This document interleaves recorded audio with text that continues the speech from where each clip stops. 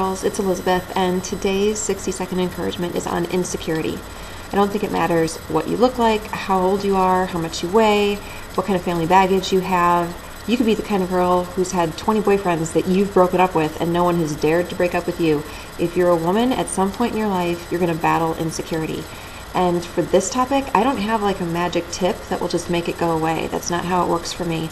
I've just come to the place of realizing that we live in a world that's post-fall, and there are some things that are just not going to be fixed down here for us. So in those moments, I love to turn to scripture, and this is one of my absolute favorites. I pretend that it's God speaking this directly to my heart from Song of Solomon, chapter 2. Rise up, my love, my fair one, and come away. Let me see your face, let me hear your voice, for your voice is sweet, and your face is lovely. That is God the Father speaking directly into your heart. So be encouraged, sweet ones. Mwah.